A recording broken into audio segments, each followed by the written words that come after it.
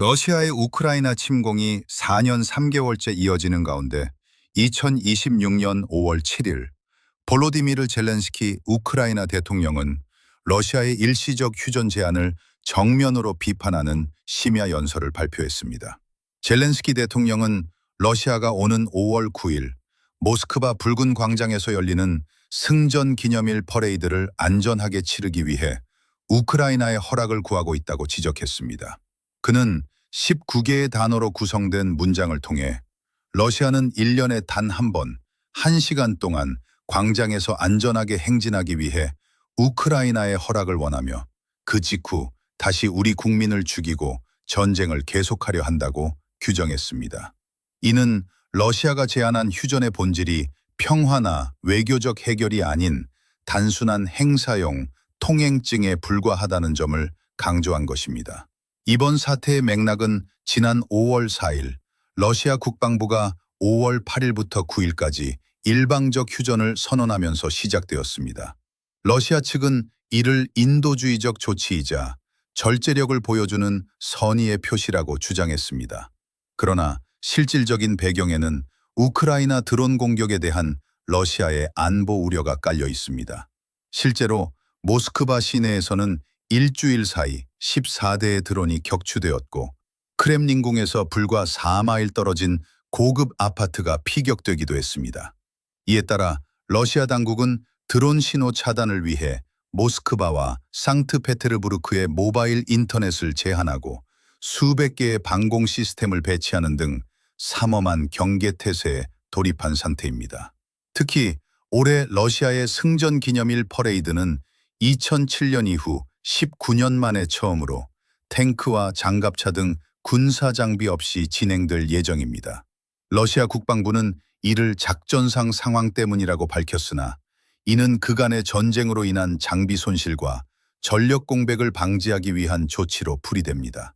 젤렌스키 대통령은 이러한 러시아의 상황을 지적하며 81년 전 끝난 전쟁을 기념하는 퍼포먼스를 보호하기 위해 현재 진행 중인 사륙을 잠시 멈추자는 제안은 어불성설이라며 거절 의사를 분명히 했습니다.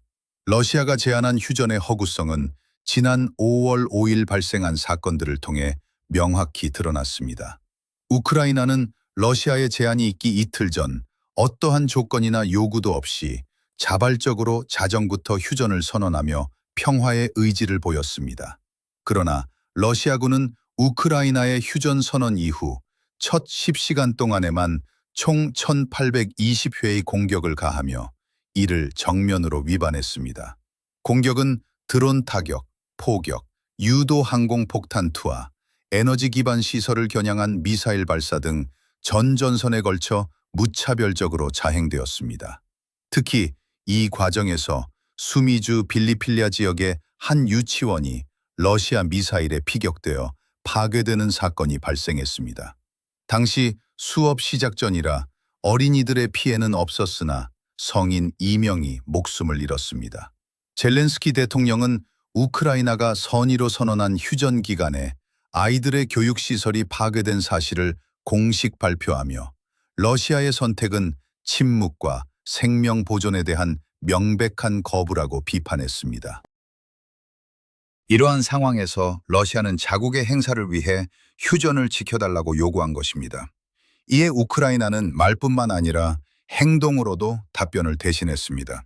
젤렌스키 대통령의 연설이 있었던 5월 7일 밤 우크라이나군은 러시아 20개 지역을 향해 347대의 드론을 발사했습니다. 이는 4년여의 전쟁 기간 중 우크라이나가 감행한 공중공격 중 두 번째로 큰 규모입니다. 우크라이나 측은 러시아의 1820회 위반에 대한 기록을 바탕으로 이번 공격이 정당하고 비례적인 거울 반응임을 강조했습니다. 평화 제안에 대해 대규모 공격으로 응수한 러시아에 대해 우크라이나 역시 물리적 대응으로 응수한 셈입니다. 동시에 젤렌스키 대통령이라는 인물의 상징성도 이번 보도에서 중요한 비중을 차지합니다. 2022년 2월 24일 침공 당시 서방 정보기관들이 72시간 내 키이우 함락을 예고하며 대피를 권고했을 때 그는 내게 필요한 것은 탈출 수단이 아니라 탄약이라며 키이우에 남았습니다. 이후 4년 3개월 동안 그는 매일 밤 심야 연설을 통해 국민과 소통하며 항전 의지를 다져왔습니다. 수많은 장례식에 참석하고 전선을 직접 방문하며 전쟁의 비극을 몸소 겪어온 지도자의 목소리였기에 러시아의 휴전 제안을 일시간의 행진을 위한 허락으로 정의한 그의 19단어 문장은 더욱 강력한 도덕적 무게를 실어 전 세계에 전달되었습니다. 이번 사건은 러시아 내부의 취약성과 외교적 고립을 동시에 드러냈습니다. 블라디미르 푸틴 대통령은 지난 26년의 통치 기간 동안 5월 9일 승전 기념일을 단순한 추모 행사를 넘어 국가적 신화의 중심축으로 격상시켜 왔습니다. 1945년 나치 독일을 물리친 역사를 현재의 전쟁과 연결하며 통치 정당성을 확보해 온 것입니다. 그러나 2026년의 붉은 광장은 과거와 확연히 다른 모습을 보였습니다.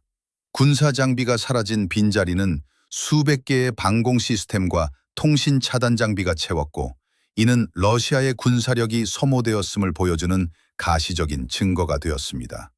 젤렌스키 대통령의 추천하지 않는다는 짧고 강력한 경고는 국제사회의 즉각적인 파급 효과를 불러일으켰습니다. 우크라이나 정부가 5월 9일 모스크바 내 방문객의 안전을 보장할 수 없다는 공식 입장을 밝히자 참가를 검토하던 여러 국가 지도자들이 계획을 철회했습니다. 과거 승전 기념일에 빠짐없이 참석했던 니콜 파시냔 아르메니아 총리는 이번 행사에 불참을 선언하며 러시아와의 거리두기를 명확히 했습니다. 반면 슬로바키아의 로베르트 피초 총리와 세르비아의 알렉산다르 부치치 대통령은 참가를 강행하며 유럽 내 분열된 시각을 드러냈으나 대다수 국가들은 우크라이나의 경고를 수용하는 쪽을 택했습니다. 역사적으로 전쟁은 영토의 변화나 사상자 수뿐만 아니라 그 시대를 관통하는 결정적인 문장으로 기억됩니다. 2022년에 탈출 수단이 아닌 탄약이 필요하다는 선언에 이어 2026년 5월 7일의 19단어는 이번 전쟁의 도덕적 실체를 규명한 기록으로 남게 될 전망입니다. 4년 넘게 매일 밤 폭격을 견디며 자국민의 장례 명단을 읽어온 지도자가 내뱉은 이 원고는 러시아가 요구한 휴전이 평화가 아닌 사륙으로 돌아가기 전에 일시정지에 불과하다는 사실을 전 세계에 각인시켰습니다.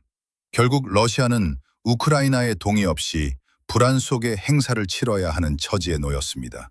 이는 침략국인 러시아가 자국의 가장 신성한 국가 의식을 거행하기 위해 오히려 피침략국인 우크라이나의 협조를 구걸해야 하는 모순적인 상황을 보여줍니다. 젤렌스키 대통령의 발언은 푸틴의 승전 신화를 해체하고 전쟁의 지속 가능성과 평화의 진정성에 대한 근본적인 질문을 던지며 역사의 한 페이지를 장식하게 되었습니다.